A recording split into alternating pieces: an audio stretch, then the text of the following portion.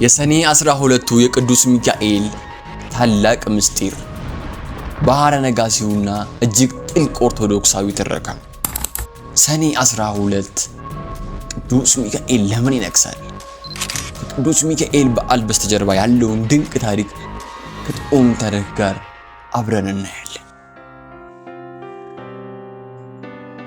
ክቡራንና የተወደዳችሁ የጥዑም ታሪክ ቤተሰቦች እንደምን ሰነበታችሁ? ዛሬ ቤተክርስቲያናችን ካሉት ታላላቅና ደማቅ በዓላት መካከል አንዱ ወደ ሆነው የሰው ልጅ ወዳጅ የምህረትና የሰላም መልአክ ሰይፈ እሳት የለበሰው የሊቀ መልአክ የቅዱስ ሚካኤል የሰኔ 12 በዓል ታሪክ ይዘንላችሁ ቀርበናል። በኦርቶዶክስ ተዋሕዶ ቤተክርስቲያን አስተምሮ መሰረት እያንዳንዱ በዓል የራሱ የሆነ ታሪካዊና መንፈሳዊ ምስጢር አለው። ታዲያ ሰኔ 12 ቀን ቅዱስ ሚካኤል ለምን ይነግሳል? ከግብፅ ሀገር እስከ ባህረ ነጋሲው ድንቅ ታሪክ በዚህ ዕለት የተደረጉትን ታላላቅ ተአምራት አብረን እናያለን። ቅዱስ ሚካኤል በሰማያዊ መልአክ አለቃ ሆኖ የተሾመበት ምስጢርስ ምንድነው?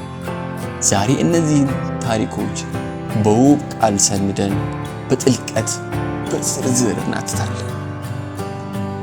ይሄ ትረካ ለነፍሱ ታላቅ መንፈሳዊ ስንቅ በረከት የሚሰጥ በመሆኑ እስከ መጨረሻው ድረስ በጥሞና ይከታተሉ። ለጥዑም ታሪክ አዲስ ከሆናችሁ ሰብስክራይብ በማድረግ መንፈሳዊ ቤተሰብ ይሁኑ። ቪዲዮውንም ላይክ በማድረግ ይህንን የቅዱስ ሚካኤል ክብር ለብዙዎች ያድርሱ። ወደ ታሪኩ እንለፍ።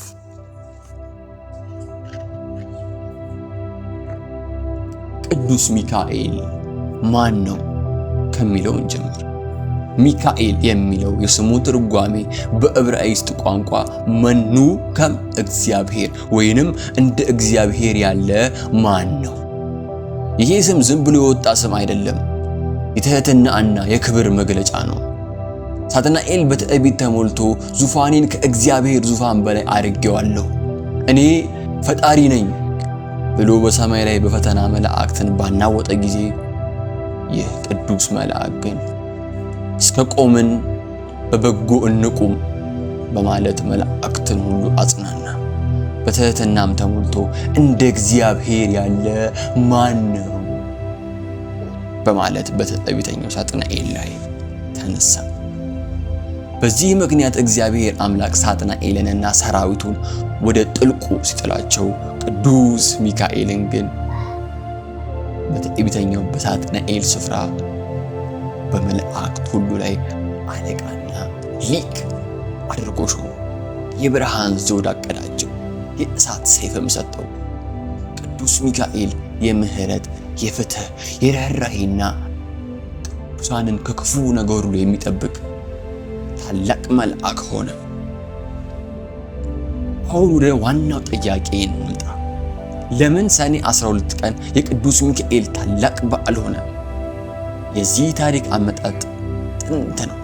ወደ ግብፅ ሀገር ይወስድናል። ከክርስትና በፊት በጥንት ግብፅ የናይል ወንዝ ወይንም አባይ ከመጠን በላይ እየሞላ ሀገሪቱን እያጠፋ ወይንም ደግሞ ወንዙ ደርቆ ረሃብ እንዳይመጣ ግብፃውያን የባህር ጣዖት ለሚሉት አውናን ለተባለ ጣዖት ታላቅ በዓል ያከብሩ ነበር። ይሄ በዓል የሚከበረው በትክክለኛው የዘመን አቆጣጠር በሰኔ 12 ቀን ነበር። በዚያ ዕለትም እጅግ ብዙ ከብቶችን እያረዱ ለጣዖቱ ይሰዉ ነበር። ንጹሃን ሰዎችንም መስዋዕት ያደርጉ ነበር።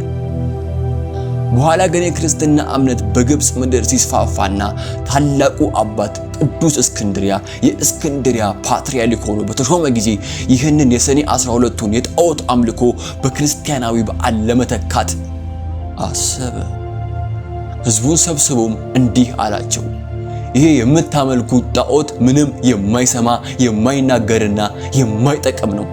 ከዚህ ይልቅ በዚህ ዕለት በሰኔ 12 በፍጥረታት ሁሉ የሚጠበቀው ለሰው ልጆች ምህረትን የሚሰጠውን ወንዞችና ምንጮችን በበረከት እንደሚሞላ ወደ እግዚአብሔር የሚጸልየውን የሊቀ መልአኩን የቅዱስ ሚካኤልን በዓል አክብሩ አላቸው።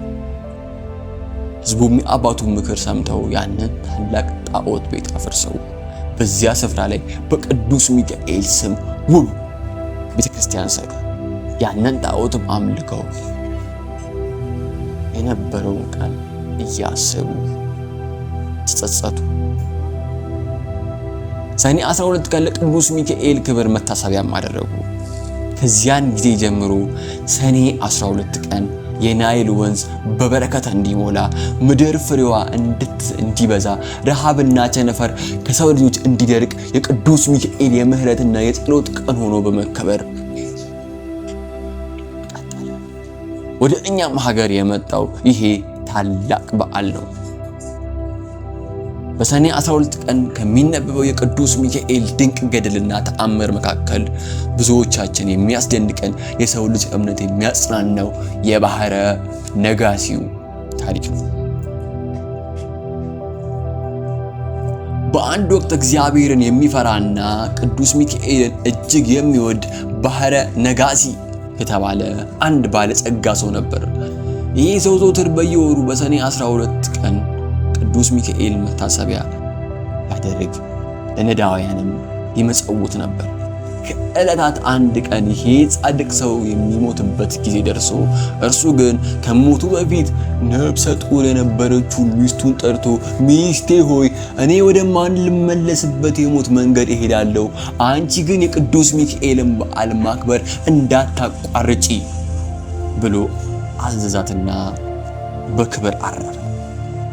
ይሄ ባለጸጋ ከሞተ በኋላ ግን በአቅራቢያቸው የሚኖር አንድ እግዚአብሔርን የማይፈራ ንፉግና ክፉ ባለጸጋ ነበር። እርሱም በልቡ ይህንን የባህረ ነጋሲ ሀብትና ርስት ሁሉ እንዴት የኔ ይሁን እያለ ይመኝ ነበር። ብዙም ሳይቆይ ያቺ የባህረ ነጋሲ ሚስት የምጧ ቀን ደረሰና ወንድ ልጅ ወለደች። በዚያኑ ዕለት ማታ ያ ክፉ ባለጸጋ በህልሙ አንድ አስደናቂ ራእይ አየ። በራእዩም ይህ ዛሬ የተወለደው ሕፃን አንተ ያለህን የተንደላቀቀ ሀብትና ንብረት ሁሉ ወራሽ ይሆናል የሚል ድምፅ ሰማ። ባለጸጋውም ከህልሙ ሲነቃ ከባድ ቅናትና ፍርሃት አድሮበት ነበር።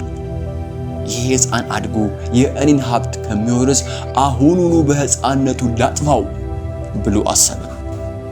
ከክፉም ባለጸጋ ወደ ድሃዋ የባህረ ነጋሲ ሚስት ዘንድ ሄደ።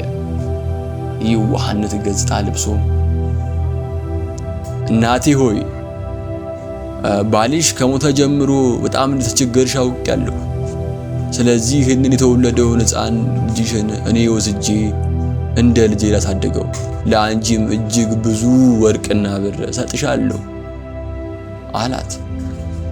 እናትየውም በችግሯ ምክንያት ልጇ መልካም ወደፊት ህይወቱ ብሩህ እንዲሆን ሕፃኑን ለባለጸጋው ሰጠች። ጨካኙ ባለጸጋ ሕፃኑን ተቀብሎ ወደ ቤቱ ሲመልስ ሰው በሌለበት በረሃ ውስጥ ሲደርስ ሕፃኑን በጥልቅ ሳጥን ውስጥ አድርጎ በመቀጠልም ረዥምና ስለታም ካራ ወይንም ሰይፍ አውጥቶ የሕፃኑን ሆድ ቀደደውና ሳጥኑን ዘግቶ ወደ ባህር ውስጥ ጣለው። አሁን ወራሽ የሚሆን የለም ብሎ በደስታ ወደ ቤቱ ተመለሰ። ነገር ግን የቅዱስ ሚካኤል ጥበቃ ከሕፃኑ ጋር ነበር። እግዚአብሔር አምላክ የባህር ዓሣዎችን አዘዘና ያንን ሳጥን ሳያጠፉት ተሸክመው ወደ ሌላ ሀገር እንዲወስዱት አደረገ። በዚያም ሀገር የንጉሱ በግረኛ ሳጥኑን በባህር ዳርቻ አገኙ። ሳጥኑን ሲከፍተው አስደናቂ ነገር አየ። በውስጡ ውብ ሕፃን አለ። ሆዱ ተቀዷል፣ ነገር ግን አልሞተም። እረኛውም ሕፃኑን ወስዶ ለባለቤቷ ሰጣት። እሷ መድኃኒት አድርጋ ሆዱን አከመችው። ከረዥም ቁስሉ የተነሳ በደረቱ ላይ ምልክት ስለነበረው ስሙን ገብረ ሚካኤል የሚካኤል ባሪያ አለው። ሕፃኑም እያደገ ሄደ። እጅግ ጎበዝ ውብና አስተዋይ ወጣት ሆነ። ከ20 ዓመት በኋላ ያ ክፉ ባለጸጋ ለንግድ ሥራ ወደ ሌላ ሀገር መጓዝ ጀመረ። በአጋጣሚ የዚያ እረኛ ቤት በእንግድነት አረፈ። በዚያም ስፍራ እጅግ ውብና ታዛዥ የሆነ ወጣት ገብረ ሚካኤልን አየው። ባለጸጋውም እረኛው ይሄ ልጅህ እጅግ ያምራል አለው። እረኛውም ልጄማ አይደለም ከ20 ዓመት በፊት በባህር ውስጥ በጥልቅ ሳጥን ውስጥ ሆዱ ተቀዶ ያገኘሁት ነው ብሎ እውነቱን ነገረው። ባለጸጋው ይህንን ሲሰማ ደነገጠ። በደረቱ ላይም ያለው ምልክት ሲያይ ያ በጥንት ዘመን የገደለው የባህረ ነጋሲ ልጅ መሆኑን አወቀ። አሁን ተንኮሉ አልቆመም። ለገብረ ሚካኤል እንዲህ አለው፣ ልጄ ሆይ እኔ ወደ ቤቴ የምልከው አንድ በጣም አስቸኳይ ደብዳቤ አለኝ። ይህንን ደብዳቤ ወስደህ ለቤተ እመቤቴ ወይንም ለሚስቴ ስጥልኝ፣ እኔም ታላቅ ዋጋ እሰጥሃለሁ አለው። ገብረ ሚካኤልን በየዋህነት እሺ ብሎ ደብዳቤውን ተቀበለ። ነገር ግን በደብዳቤ ውስጥ የተጻፈው አስፈሪ ነገር ነበር። ይህንን ደብዳቤ ይዞ የመጣውን ወጣት ልክ እንዳየሽው ወዲያውኑ በስውር እረጁ፣ ገድለሽም ጉድጓድ ውስጥ ጣዩ የሚል ነበር። ገብረ ሚካኤል ደብዳቤውን ይዞ ወደ ባለጸጋው ሀገር መጓዙን ጀመረ። መንገዱ ረዥም ስለነበር ደክሞት በአንድ ዛፍ ስር አረፈ። በዚያን ጊዜ የብርሃን ፈረስ የጫነ ክንፉ የበራ ታላቅ ወታደር በፊቱ ቆመ። እርሱም ሊቀ መላእክት ቅዱስ ሚካኤል ነበር። ቅዱስ ሚካኤል ገብረ ሚካኤልን ከእንቅልፉ አስነሳውና የያዝከውን ደብዳቤ አሳየኝ አለው። ደብዳቤውንም ገልጦ ያንን የሞት ቃል አጠፋው። በምትኩም እንዲህ ብሎ ጻፈበት፣ ይህንን ደብዳቤ እንዳየሽው ይህንን ወጣት ወስደሽ ውዷን ልጄን ዳሪው፣ ሀብቴንና ንብረቴንም ሁሉ አውርሺው ብሎ ጻፈበት። ገብረ ሚካኤልም ወደ ባለጸጋው ቤት ደርሶ ደብዳቤውን ሰጠ። የባለጸጋው ሚስት ደብዳቤውን አንብባ እጅግ ደስ አላት። ወዲያውኑ ታላቅ ሰርግ አዘጋጀች። ልጇንም ዳረችለት፣ ሀብቱንም በሙሉ አወረሰችው። ክፉም ባለጸጋ ከንግድ ሥራው ተመልሶ ወደ ቤቱ ሲመጣ በቤቱ ታላቅ ደስታና ሰርግ አገኘ። ምንድን ነው ብሎ ሲጠይቅ ሚስቱ የላከው ልጅ እኮ ልጃችንን አግብቶ ሀብቱን እንዲወርስ ሚል ነበር አለች። ባለጸጋው ይህን ሲሰማ በድንጋጤ ከፈረሱ ላይ ወድቆ ሞተ። የቅዱስ ሚካኤልም ፍርድ እንዲህ ተፈጸመ። ያ የተናቀው ድሃ ሕፃን የባለጸጋው ወራሽ ሆነ። ክቡራንና የተወደዳችሁ ወንድሞቻችንና እህቶቻችን የሰኔ 12ቱ ድርሳነ ሚካኤል እንደሚነግረን ቅዱስ ሚካኤል ለኃጢአተኞች ንስሐን የሚያስገኝ ለጻድቃን ደግሞ አክሊልን የሚያቀዳጅ መልአክ ነው። እርሱ የሰው ልጅን ከመራራ ሞትና ከመከራ ሥጋ የሚሰውር ታላቅ ሊቀ መላእክት ነው። እንግዲህ ከዚህ ሰፊና ጥዑም ታሪክ የምንማረው ታላቅ ቁም ነገር አለ። አንደኛው ሰው ምን ያህል ተንኮልና ክፉ ቢሸርብ የእግዚአብሔርና የቅዱሳን መላእክት ጥበቃ ካለ ያ ተንኮል ወደ በረከት ይለወጣል። ያ ክፉ ባለጸጋ ሊገድለው ያሰበው ሕፃን ቅዱስ ሚካኤል ጠብቆ የሀብቱ ወራሽ እንዳደረገው። ሁለተኛው በዓላትን ስናከብር እንደ ጥንት የግብፅ ሰዎች በሥጋዊ ደስታና በባከነ ሳይሆን እንደ ባህረ ነጋሲው ለነዳያን በመራራት የታረዙትን በማንበስ የተራቡትን በመመገብ ሊሆን ይገባል። የቅዱስ ሚካኤል እውነተኛ ወዳጅ መሆን የሚቻለው የእርሱን የርኅራኄ መንገድ ስንከተል ብቻ። ዛሬ ያዘጋጀንላችሁ የጥዑም ታሪክ መንፈሳዊ ስንቅ የሚሆን ታሪክ ይሄ ነበር። ታሪኩ ለነፍሱ ሰላምና መንፈሳዊ ዕውቀትን ከሰጠው እባክዎ ቪዲዮውን ላይክ ማድረግ አይርሱ። ሌሎችም ወንድሞች እናቶች እንዲያጋሩ ሼር ያድርጉ።